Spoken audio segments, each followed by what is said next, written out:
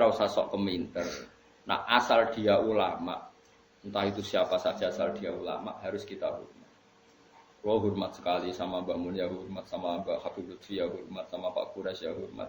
Asal dia orang alim alama pasti bacanya banyak, pertimbangannya banyak. Kecuali dia alim itu aku gak percaya. Tapi beliau-beliau itu kan orang alim. Terus kalau beliau berstatement hukum itu apakah hukum fikih apa hukum tahapan kita kan tidak tahu dia wong alim. Kadang wong alim fatwa itu hukum tahapan bukan hukum sebenarnya. Misalnya gini, orang Indonesia itu rata-rata cara berpakaian gitu. Itu diputuskan bilang nggak apa-apa. Ternyata bilang nggak apa-apa itu dalam proses tahapan, bukan hukumi yang sebenar. Saya tak contohnya paling gampang. Ben kowe roh ngaji, ojo sidik-sidik nyalano wong. Rasulullah itu pernah ditanya orang, ya Rasulullah, saya ini mau masuk Islam. Tapi penyakit dasar kula niku bodoni. Napa boleh kula salat, zakat tapi tetap asal bodoni? Jawab Nabi, gak apa-apa. Wis penting salat. Sause wong iku mirip Abbas protes ya Rasulullah, apakah engkau ngalalo bodoni? Gak bodoni ora halal. Tapi kok jenengan ngolahi ketika wong iku gawe kontrak tetap oleh bodoni, mergo iki mergene maklar rezekine kok bodoni. Jawab Nabi, engkau angger sering salat, ra jijik-jijik dhewe mbek bodoni. Berarti ketika Nabi tidak mengharamkan bodoni itu bukan hukum sebenarnya, ini hukum tahapan. Apa hukum tahapan? Ini yang paling angel ning bab fiqh dakwah, mana disebut fiqh dakwah. Ada hukum itu tidak sebenarnya, tapi itu tahapan. Misalnya aku ketemu cah Jakarta, mondok ning nggonku misalnya, cawe itu. Biasanya katokan cekak. Tak kon jilbaban langsung kangelan. Kira-kira tak kon, ya wis celananan nduk, celananan. Mergo pikiranku lumayan ora katokan cekak. Terus ning atiku mesti jilbab menyusul kan ngono. Bukan darani celananan itu hukum sebenarnya, ini hukum tahapan. Saiki kowe nglatih cah cilik poso, langsung maghrib tak beduk. Beduk. Terus pun, wah ini ajaran sesat, poso setengah hari. Kayak seneng drengki mbek wong. Iku jenenge hukum tahapan, tidak hukum sebenarnya.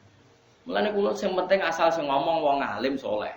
Tak baleni nek wong alim saleh. Saleh tok ora alim ora cukup. Mergo ilmune ra akeh. Alim tok ora saleh ya fasik jenenge alim ora saleh ya kacau juga. Lah titenane piye yo? Lah ki alim tok ora. Nah alim titan-titani dhewe biji-biji dhewe.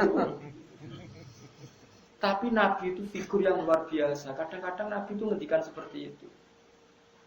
Ana wong memang ana wong salat tapi pamit ijek bodho. Nek Nabi gak apa-apa sing penting salat. Setelah orang itu mirip, sahabat protes. Berarti engkau membolehkan bodoh ni? Jawab Nabi, orang halal bodoh ni. Sayan haru mayakulu aja apal hadisnya.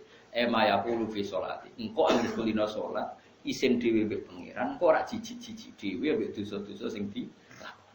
Itu jenis hukum tahapan. Apa hukum tahapan? Ini masyhur cerita tentang Lirboyo. Ada seorang Gus Nomwakal, senangane pacaran.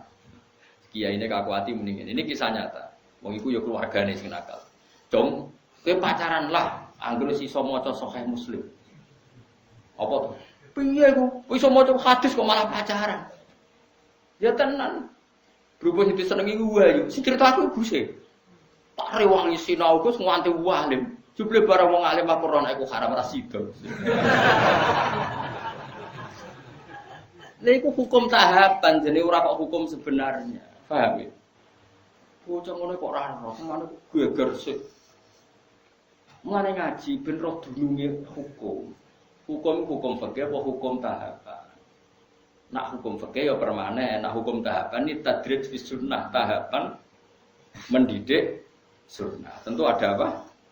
Tahapannya. Tapi tahapan ini tidak menjadi hukum fikih, jenenge fiqh dakwah. Bukan fiqhul ahkam tapi apa? Fiqh dakwah. Ya tapi wong ngaji ini ki wis jarang. Wong wis sanane emosi gak gelem ngaji. Makanya saya tadi bilang, asal dia orang alim dan soleh. Makanya saya bisa menerima misalnya Sayyid Umar Hafid orang alim, kadang dakwah di Belanda, di mana? Ya ketemu orang macam-macam. Tapi beliau tidak selalu bilang mungkar. Karena itu tahapan, jadi beliau tidak perlu kesusu darani mungkar. Ini tahap pembinaan. Dan bina wong Belanda cek karo anjek kak kausan porotong wedok-wedok terus kon Islam. Ayo jilbaban, ayo cadaran, yo melayu. Ya mesti ada urutannya, tauhid dulu, setelah tauhid ini, setelah. Nah itu menjadi fiqh dakwah bukan menjadi fiqhul ahkam.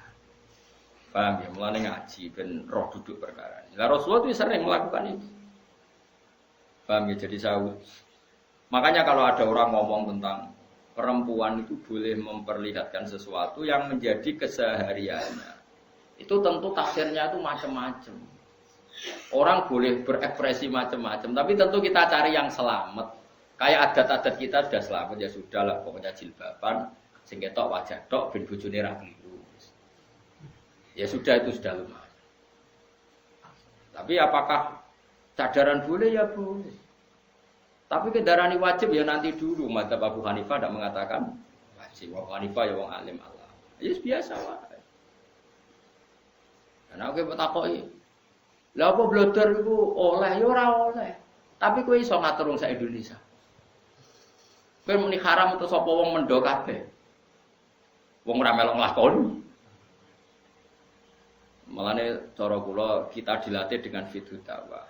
Sebaiknya sing lagi blodor diajarkan ke yang tidak blodor. Wis ngono tok. Isane apa? Wama apa dawe kanjeng dawe pangeran lasta alaihim bimusaitir. Nabi sendiri tidak bisa menguasai orang karena diusahakan sesuatu dilakukan dengan kesadaran. Mana ayat wala yudina zinatahunna illa ma dzahara minha. Itu koma dzahara wis pokoke.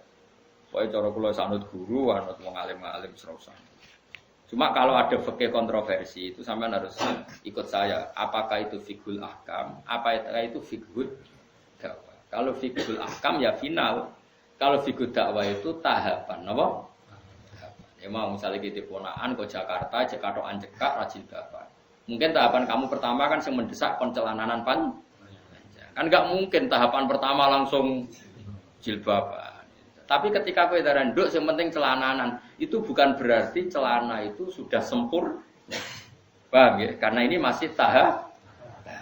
Paham ya? Lah ngono jenenge fiqhud dakwah.